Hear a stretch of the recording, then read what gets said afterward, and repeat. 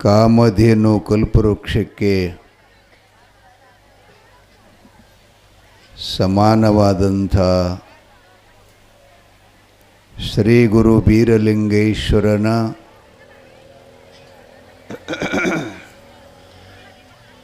ಚರಿತಾಮೃತವನ್ನು ತಾವು ಕೇಳ್ತಾ ಇದ್ದೀರಿ. ಸ್ವಲ್ಪ ಹುಡುಗರಿಗೆ ಒಂಜರ ಸಮಾಧಾನ ಮಾಡ್ರಿಪ್ಪ, ಅವಕ್ಕೆಲ್ಲರೂ ಕೂಡಿಸ್ರಿ. ಇದು ಜಾತ್ರೆಯೆಲ್ಲ ತಿರುಗಾಡ್ಲಿಕ್ಕೆ ಅಲ್ಲಿ ನಿಂತು ಮಾತು ಹೇಳಕ್ಕೆ ಇಲ್ಲಿ ಬರುವ ಮೂಲ ಕಾರಣ ಏನು ಅದನ್ನು ಅರ್ಥ ಮಾಡ್ಕೋಬೇಕು.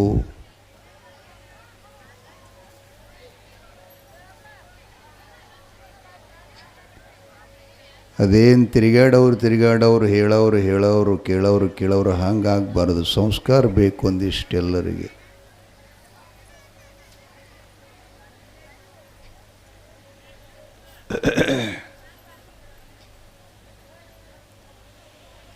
ಚಂದನಗಿರಿ ಪಟ್ಟಣದಲ್ಲಿರುವಂಥ ಮಹಾಪತಿವ್ರತ ಶಿರೋಮಣಿ ಪತಿಭಕ್ತಿ ಪಾರಾಯಣಳು, ಸದ್ಗುಣ ಸಂಪನ್ನಳು,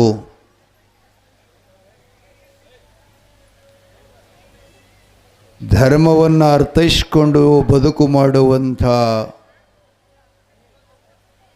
ಸೂರಮ್ಮ ದೇವಿಗೆ ಬಂಜೆ ಎಂಬುವ ಶಬ್ದವು ಅವರ ಮನಸ್ಸಿಗೆ ಬಹಳ ನೋವನ್ನುಂಟು ಮಾಡಿತ್ತು.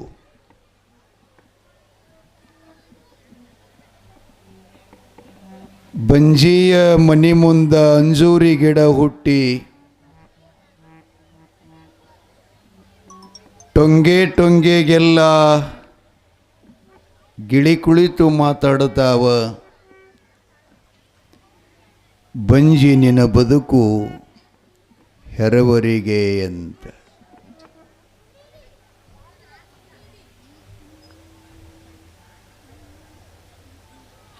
ಬಂಜಿಯ ಮನಿ ಒಳಗ ಬಂಗಾರದ ಒಳಕಲ್ಲ,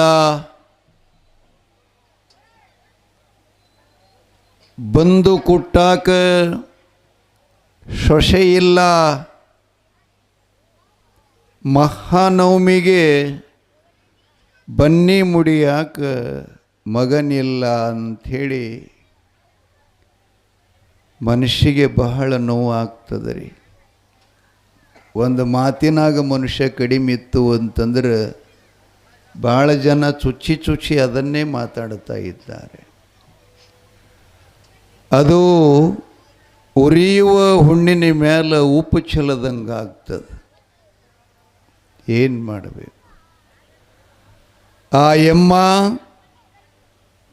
ಒಡ ಹುಟ್ಟಿದ ಅಣ್ಣನೇ ರೀತಿಯಾಗಿ ನನ್ನನ್ನು ಬಂಜೆಯಂತ ಕರೆದ್ನಲ್ಲ, ಇದು ನಾ ಹೇಗೆ ಸಹಿಸಿಕೊಳ್ಳಲಿ ಶಿವನೇ?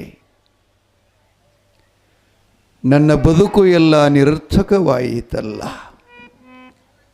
ಭಾವಿಸಿ ಒಂದು ನಿರ್ಧಾರಕ್ಕೆ ಬಂದ್ಲಕ್ಕೆ. ಮನುಷ್ಯ ಜೀವನದಲ್ಲಿ ನಾವೇನಾದರೂ ಕೂಡ ಒಂದು ಗಟ್ಟಿ ಮನಸ್ಸು ಮಾಡಿಕೊಂಡು ಸಂಕಲ್ಪ ಮಾಡಿದ್ದೇ ಆದರೆ ಅದನ್ನು ಪರಮಾತ್ಮ ಈಡೇರಿಸಿಕೊಡುತ್ತಾನೆ ಅಂತ ಶ್ರುತಿವಾಕ್ಯ ಇದೆ. ತೆಳಕೂಡ್ರಿ ಅಲ್ಲಿ ಏನು ಮಾಡ್ತೀರಿ?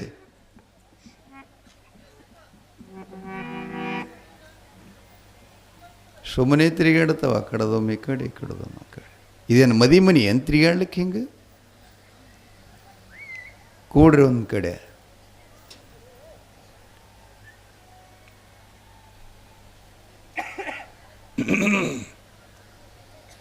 ಅಧ್ಯಕ್ಷರ 3 ವರ್ಷಕ್ಕೊಮ್ಮೆ ನಡೀತದೇನ್ರಿ ಪುರಾಣ? ಅಲ್ಲಿ ಬಸವಣ್ಣಪ್ಪನ ಗುಡಿಯಾಗನು ಹಾಗೆ ನಡೀತದೆ. ಅದಕ್ಕೆ ಹಿಂಗಾಗಿದೆ ಎಲ್ಲ ಮಂದಿದು. ದಿನ ಹುಡುಗರ ಮನೆ ಸ್ವಚ್ಛ ಇರ್ತದೆ, 3 ವರ್ಷಕ್ಕೊಮ್ಮೆ ಹುಡುಗರ ಮನೆ ಗತಿ ಏನಾದಿತ್ತದು, ಅಂಗಳ ಗತಿ ಏನಾಗ್ತದೆ? ಇಲ್ಲಿ ಶಾಂತಿ, ಸಮಾಧಾನ, ವಿನಯ, ನಯ, ಭಕ್ತಿ, ಅನುಕಂಪ ಇರಬೇಕ್ರಿ. ಇದು ನಾಟಕ ಸ್ಟೇಜ್ ಅಲ್ಲ, ತಮಾಷೆ ಸ್ಟೇಜ್ ಅಲ್ಲ. ಇದು ನಿಮ್ಮನ್ನು ಉದ್ಧಾರ ಮಾಡುವಂಥ ವೇದಿಕೆ ಅಂತ ಕರೀತಾರೆ ಇದಕ್ಕೆ. ಇದ್ರ ಬಗ್ಗೆ ನಾವು ಸ್ವಲ್ಪ ವಿಚಾರ ಮಾಡಬೇಕು. ಇಲ್ಲಿ ಬಂದಾಗ ಹೆಂಗರೆ ಬೇಸಿಸ್ತು ಕೂಡಬಾರ್ದು. ಒಂದು ಕಡೆ ತಾಯಿಂದ್ರ ಲೈನ, ಒಂದು ಕಡೆ ಅಪ್ಪಗಳ ಲೈನ, ಹಿಂಗೆ ಚೆನ್ನಾಗಿ ಕೂಡಬೇಕು. ಪರಸ್ಥಳದವ್ರು ಬಂದವ್ರು ನೋಡಿದ್ರೆ, ಮಹಾರಾಯ ನಾವು ಮೊನ್ನೆ ಕೊಳಕೂರು ಗ್ರಾಮಕ್ಕೆ ಹೋಗಿದ್ದೀವಿ, ಬೀರಲಿಂಗೇಶ್ವರ ಪುರಾಣ ನಡೆದಿತ್ತು, ಪುರಾಣ ಹೆಂಗರೆ ಹಾಕಿರುವಲ್ಲ, ಅವರು ಕೂತ್ಕೊಂಡದ್ದು ನೋಡಿದ್ರೆ ಬಹಳ ಸಂತೋಷ ಅನ್ನಿಸ್ತು ಅಂತ ಹಿಂಗೆ ಅನ್ನಬೇಕು. ಆ ದರ್ಗಾದಾಗ ನಮಾಜ್ ಮಾಡೋದು ನೋಡಿರಿ ನೀವು ಯಾರೇ ಸಾಹೇಬ್ರ ನೋಡ್ರಿ, ಅವ್ರು ನೋಡಿರ್ಬೇಕಾರೆ ಎಷ್ಟು ಚೆನ್ನಾಗಿ ಕೂಡ್ತಾರೆ, ಒಬ್ರಿಗೊಬ್ರು ಮೈ ಅಂಟಂಗಿಲ್ಲ, ಇಷ್ಟು ಸಾಲಾಗಿ ಕೂಡ್ತಿರ್ತಾರೆ ರೀ. ಒಂದು ಸ್ವಲ್ಪನೂ ಕೂಡ ಕದಲು ಬದಲು ಮಾಡಲ್ಲ. 3 ಸಲ ನಮಾಜ್ ಮಾಡ್ತಾರೆ ಅವರು. ಆ ನಮಾಜ್ದಾಗ ಕೂಡುವಂಥ ವೈಶಿಷ್ಟ್ಯ ಎಂದೂ ಅವ್ರು ಹಿಂಗೆ ಮಾಡಿಲ್ಲ. ಏನು ಮಾಡೋದು? ಇದನ್ನು ಪ್ರತಿಜ್ಞೆ ಪ್ರಾರ್ಥನೆನೇ ಅದು ಪುರಾಣ ಅಂತಂದರೆ. ಜ್ಞಾನದಾಸೋಹ ಇದು.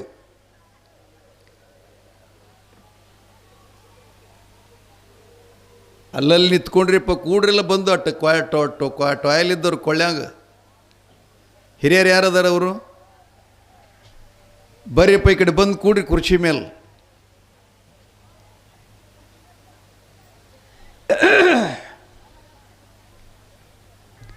ಸೂರಮ್ಮ ದೇವಿ ಪ್ರತಿಜ್ಞೆ ಮಾಡುತ್ತಾಳ, ಹೇ ಪತಿದೇವ, ಪತಿರಾಯರೇ, ನಾನು ಭಗವಂತನನ್ನು ಕುರಿತು, ಶಿವನನ್ನು ಕುರಿತು ತಪಸ್ಸನ್ನು ಮಾಡುತ್ತೇನೆ. ನನಗೆ ಸಂತಾನ ಪ್ರಾಪ್ತಿ ಆಗುವ ತನಕ ಬಂಜೆತನದ ಬಯಕೆಯನ್ನು ದೂರ ಮಾಡುವ ತನಕ ವಾಪಸ್ ಮನೆಗೆ ಬರುವುದಿಲ್ಲ. ಆ ಬಳಿಕ ಅನ್ನ, ಆಹಾರ, ಫಲಹಾರಗಳೆಲ್ಲ ತ್ಯಜಿಸಿ ನಿರಾಹಾರಿಯಾಗಿ ನಾನು ಘೋರವಾದಂಥ ತಪಸ್ಸನ್ನು ಆಚರಣೆ ಮಾಡುತ್ತೇನೆ. ಶಿವ ಎಲ್ಲಿ ತನಕ ಬಂದು ನನ್ನ ಭಕ್ತಿಗೆ ಒಲಿಯದು ನನ್ನ ಆಶೀರ್ವಾದ ಮಾಡೋದಿಲ್ಲವೋ ಅಲ್ಲಿ ತನಕ ನಾನು ತಪಸ್ಸನ್ನು ಆಚರಣೆ ಮಾಡ್ತೀನಿ ಅಂತ ಪತಿಗೆ ನಮಸ್ಕಾರ ಮಾಡಿ ಪರಮಾತ್ಮನ ಸನ್ನಿಧಾನಕ್ಕೆ ಬಂದು ಅನುಷ್ಠಾನ ಮಾಡ್ತಾಳ್ರಿ. ಈಕೆ ತಪಸ್ಸು ಮಾಡ್ತಾ ಇದ್ದಾಳ. ಬಹಳ ಕಠಿಣವಾದಂಥ ತಪಸ್ಸು ಅದು. ತ್ರಿಕಾಲದಲ್ಲಿ ಜಾಗ್ರತ, ಸುಸುಪ್ತ, ಸ್ವಪ್ನಾವಸ್ಥೆಗಳಲ್ಲಿ ಸಹಿತ ನಿದ್ರೆ ಇಲ್ಲ, ಆಹಾರ ಇಲ್ಲ, ಮತ್ತು ಆವದು ದೇಹಕ್ಕೆ ಸುಖ ಸುಪ್ಪತಿಗಳಿಲ್ಲ. ಕಠಿಣವಾದಂಥ ತಪಸ್ಸನ್ನು ಮಾಡ್ತಾ ಇದ್ದಾಳೆ. ಆ ಮಹಾತಾಯಿ ಸಾಧ್ವಿ ಮಣಿಯಳಾದಂಥ ಸೂರಮ್ಮ ದೇವಿಯ ತಪಸ್ಸಿಗೆ ಶಿವನು ಮೊರೆ ಹೋಗುತ್ತಾನೆ. ತಪಸ್ಸಿನ ಮಕ್ಕಳು ಬೇರೆ ಹುಡ್ತಾವ್ರಿ, ಸುಮ್ಕೆ ಹುಟ್ಟು ಮಕ್ಕಳು ಬೇರೆ ಹುಡ್ತಾವ. ಜೀವ ಹುಟ್ಟುದು 2 ಪ್ರಕಾರ ಒಟ್ಟಾರೆ. ಒಂದು ನಾದವಂಶ, ಒಂದು ಬಿಂದು ವಂಶ. ಬಿಂದು ವಂಶ ಅಂದರೆ ಗಂಡ ಹೆಣ್ಣಿನ ದೇಹದ ಸ್ಪರ್ಶದಿಂದ ಮಥನಗೊಂಡಂಥ ರಕ್ತರೇತಸ್ಸಿನಿಂದ ನಿರ್ಮಾಣವಾಗಿರತಕ್ಕಂಥ ದೇಹ. ಇನ್ನು 2ನೇದು ಯಾವುದಪ್ಪ? ನಾದವಂಶ. ನಾದವಂಶ ಅಂದರೆ ತಪಸ್ಸಿನ ಫಲ, ಮಹಾತ್ಮರು ಕೊಟ್ಟಂಥ ಬಾಳೆಹಣ್ಣು, ಖಾರಿಕ, ಭಂಡಾರ, ಭಸ್ಮ, ತೀರ್ಥ, ಅಕ್ಷತಾದಿಗಳು, ಇವುಗಳನ್ನೇನು ಆಶೀರ್ವಾದ ಮಾಡಿ ಕೊಡುತ್ತಾರೆಯೋ ಅದೇ ಗರ್ಭ ನಿಂತಿತ್ತು ಅಂತಂದರೆ ಆ ಮಗು ಈ ಸಮಾಜದಲ್ಲಿ ಜಗತ್ತಿನೊಳಗೆ ವಿಶೇಷವಾಗಿರತಕ್ಕಂಥ ಅವನ ಜನ್ಮ ಇರುತ್ತದೆ. ಇನ್ನೂ ನಿಮಗೆ ಪ್ರಪಂಚ ಮಾಡುವ ಕೆಲವು ನಿಯಮಗಳು ಗೊತ್ತಿಲ್ಲ.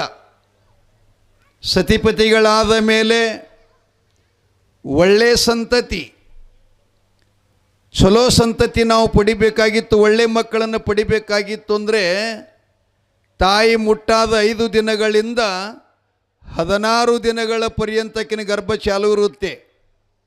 16 ದಿನಗಳ ಮುಗಿದ ಮೇಲೆ ನೀವು ಗಂಡ ಹೆಂಡತಿ ಎಷ್ಟು ಸಲ ಕುಡಿದ್ರೂ ಕೂಡ ಸಂತಾನ ವೃಷ್ಟಿ ಆಗುವುದಿಲ್ಲ. ಅದಕ್ಕೊಂದು ಪುರಾಣದ ಹೆಸರು ಹೇಳ್ತೀನಿ ನಿಮಗೆ, ಅದು ಇದ್ದರೆ ನೀವು ತರಿಸ್ಕೊಂಡು ಓದ್ಕೊಳ್ಳಿ. ನವನೀತ ಕೈವಲ್ಯ ಅಂತ ಒಂದು ಗ್ರಂಥ ಇದೆ. ಅದರಲ್ಲಿ ಗಂಡ ಹೆಂಡತಿ ಸಂಸಾರಿ ಹ್ಯಾಂಗೆ ಮಾಡಬೇಕು ಅನ್ನೋದು ಇಟ್ಟು ಚೆನ್ನಾಗಿ ಬರೆದುಕೊಂಡು ಬಂದಾರ ಗುರುಗಳು. ಅವರಿಗೆ ಶಿಷ್ಯ ಪ್ರಶ್ನೆ ಮಾಡ್ತಾನೆ, ಗುರು ಅದಕ್ಕೆ ಸೂಕ್ತವಾದಂಥ ಉತ್ತರ ಕೊಡ್ತಾ ಇದ್ದಾನೆ. ಕುಂಟ, ಕುರುಡ, ಕೂಳ, ಅಂಧ, ಬುದ್ಧಿಗೇಡಿ, ಅವಿವೇಕಿ, ಅತ್ಯಾಚಾರಿ, ಅಜ್ಞಾನಿ ಮತ್ತು ಕ್ವಾಣಿನಂಥ ಗುಣಗಳು ಇವೆಲ್ಲ ಹುಟ್ಟಲಿಕ್ಕೆ ಏನು ಕಾರಣ ಅಂತ ಕೇಳಿದರೆ ಜನ್ಮ ನೀಡುವ ತಾಯಿ ತಂದೆಗಳೇ ಅದಕ್ಕೆ ಸಾಕ್ಷಿ ಅಂತ ಪ್ರಮಾಣ ಕೊಟ್ಟಾರವರು. ನಾವು ಸುಮ್ಮನೆ ಲಗ್ನ ಆಗೀವಿ, ಸುಮ್ಮನೆ ಮಕ್ಕಳು ಹಡೆದೀವಿ. ಭಾಳ ಸಮೃದ್ಧಿ ಅದ ನಮ್ಮ ಜೀವನದೊಳಗೆ. ನಾವು ಇನ್ನೂ ತಿಳ್ಕೊಳ್ಳೋ ವಿಷಯಗಳು ಬಹಳ ಅದಾವ್ರಿ. ಬರೀ ದುಡ್ಡ, ಸುಖ, ಹೊಲ, ಮನೆ, ಬೆಳ್ಳಿ, ಬಂಗಾರ ಗಳಿಸಿದ್ರೆ ಸಂಸಾರ ಅಲ್ಲದು. ಜೀವನಕ್ಕೆ ಒಂದಿಷ್ಟು ಅರ್ಥ ಇರಬೇಕಾಗ್ತದೆ. ಹೆಂಡತಿ ಎಂದರೇನು, ಅವರು ಎದರಿಗೋಸ್ಕರವಾಗಿ ನಮ್ಮ ಕೈ ಹಿಡಿದು ನಮ್ಮ ಮನೆಯನ್ನು ತುಂಬಲು ಬಂದಿದ್ದಾಳೆ. ಪತಿ ಅಂದರೆ ಯಾರು? ಪತಿಗೆ ಬಿಟ್ಟು ಹೆಣ್ಣಿಗೆ ಜಗತ್ತಿನೊಳಗೆ ಸದ್ಗತಿ ಇಲ್ಲ ಅಂತ ಸಕಲ ವೇದಾಂತಗಳೆಲ್ಲ ಹೇಳ್ತಾ ಇದ್ದಾವೆ. ಆ ತಾಯಿಗೆ ಗುಡಿ ಒಳಗಿರತಕ್ಕಂಥ ದೇವರಕ್ಕಿಂತಲೂ ಮನೆ ಒಳಗಿರತಕ್ಕಂಥ ಪತಿದೇವನ ದೇವರ ಅಂತೇಳಿ ತಿಳ್ಕೊಂಡು ಶ್ರುತಿ ಹೇಳ್ತಾವೆ. ಎಲ್ಲವೂ ನಮ್ಮ ಕೈಯೊಳಿದ್ದು ಕೂಡ ನಾವು ಅಜ್ಞಾನಿಗಳಾಗಿ, ಬುದ್ಧಿಗೇಡಿಗಳಾಗಿ, ಅದಕ್ಕೆ ಅಂಬಿಗರ ಚೌಡ ಹೇಳ್ತಾನೆ, ಕೊಟ್ಟಿದ ಲಿಂಗವನ್ನು ಬಿಟ್ಟು ಬೆಟ್ಟದ ಲಿಂಗ ಹಿರಿದೆಂದು ಪೂಜಿಸುವವರ ಪರಿಯ ನೋಡ.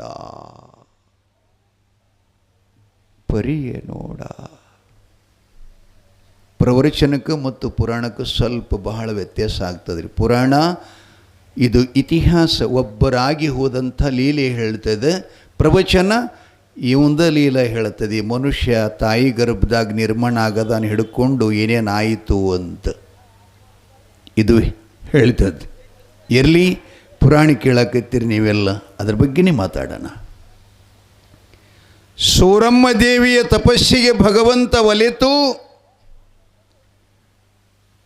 ಅಮ್ಮ ಸುರಾವತಿ, ಸೂರಮ್ಮ ದೇವಿಯೇ, ನಿನ್ನ ಅತ್ಯಂತ ಕಠಿಣವಾದಂಥ ತಪಸ್ಸಿಗೆ ನಾನು ಮೆಚ್ಚಿದ್ದೇನೆ, ಪ್ರಸನ್ನನಾಗಿದ್ದೇನೆ. ನಿನ್ನ ಮನಸ್ಸಿನೊಳಗೆ ಆವ ಸಂಕಲ್ಪನ ಇಟ್ಕೊಂಡೀನಿ.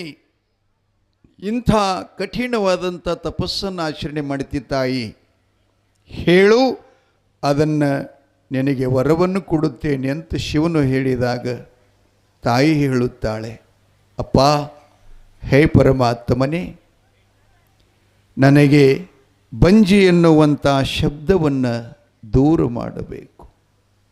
ಆ ಬಳಿಕ ಈ ಎಲ್ಲ ಮಕ್ಕಳಂಗೆ ಹುಟ್ಟುಟ್ಟಿ ಸಾಯುವಂಥ ಮಕ್ಕಳು ನನಗೆ ಕೊಡಬಾರದು. ಪೂಜ್ಯರು ಹೊರಟಿದ್ದಾರೆ, ಒಂದಿಷ್ಟು ಎದ್ದು ನಿಂದಿರ್ತೀರೇನು? ದಯಮಾಡಿ ತಾಯಿ ಅಂದ್ರೆ ಎಲ್ಲ ಆಗಲ್ಲ, ಏನು ಮಾಡಬೇಕು? ಎದ್ದು ನಿಲ್ರಿ, ಗೌರವ ಕೊಟ್ಟಂಗೆ ಆಗ್ತದೆ. ಎದ್ದು ನಿಲ್ರಿ, ಎದ್ದು ನಿಲ್ಬೇಕ್ರಿ. ಕೈ ಮುಗಿರಿ, ಎಲ್ಲರೂ ಕೈ ಮುಗಿರಿ, ಚಪ್ಪಾಳೆ ತಟ್ರಿ. ಜಯ ಮಂಗಲಂ, ಜಯ ನಮ ಪಾರ್ವತೆ ಶಿವ ಹರ ಹರ. ಜಗದ್ಗುರು ಪಂಚಾಚರ ಮಹಾರಾಜ ಕಿ, ಸಿದ್ಧ ಬಸವೇಶ್ವರ ಮಹಾರಾಜ ಕಿ, ಅನ್ರಿ ಬಸವೇಶ್ವರ ಮಹಾರಾಜ ಕಿ, ಬೀರಲಿಂಗೇಶ್ವರ ಮಹಾರಾಜ ಕಿ, ಅನಂತ ಕೋಟಿ ಸಾಧು ಸಂತ ಮಹಾರಾಜ ಕಿ. ಸಾಂಬ ಜೈ ನಮ ಪಾರ್ವತೇಶ್ವರ. ಪಾರಮದ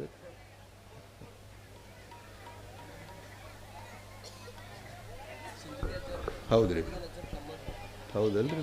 ಹಾಂ ಹಾಂ ಹಾಂ.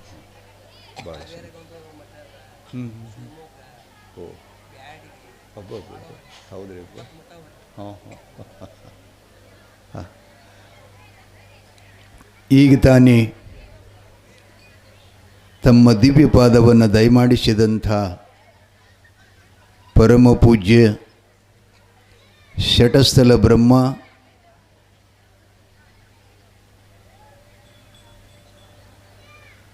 ಕೆಂಚಬಸವ ಶಿವಾಚಾರ್ಯ ಅಪ್ಪಂಗಳವರ ಶ್ರೀಪಾದಕ್ಕೂ ಭಕ್ತಿಯ ಪ್ರಣಾಮಗಳನ್ನು ಸಮರ್ಪಿಸಿ ಇಂದಿನ ಪಾವನ ಸಾನ್ನಿಧ್ಯವನ್ನು ವಹಿಸಲು ಆಗಮಿಸಿದಂಥ ಪರಮ ಪೂಜ್ಯನೀಯ ಸಿಂದಗಿಯ ಪಟ್ಟಣದ ಸುಮಾರು 8-9 ಮಠಗಳ ಅಧಿಪತಿಗಳಾದಂಥ ಪರಮ ಪೂಜ್ಯ ಶಟಸ್ಥಲ ಬ್ರಹ್ಮ ಶಿವಾನಂದಪ್ಪಂಗಳವರ ಶ್ರೀಚರಣಗಳಲ್ಲಿ ಕೂಡ ಅನಂತ ಭಕ್ತಿಯ ಪ್ರಣಾಮಗಳನ್ನು ಸಮರ್ಪಿಸಿ ತಮ್ಮೆಲ್ಲರ ಪರವಾಗಿ ಅವರಿಗೆ ಸ್ವಾಗತ ಸುಸ್ವಾಗತವನ್ನು ಕೋರುತ್ತೇನೆ. ಚಪ್ಪಾಳೆ ತಟ್ಟಿ ಗೌರವಿಸಬೇಕ್ರಿ. ಮಾತಾಡ್ರಿ.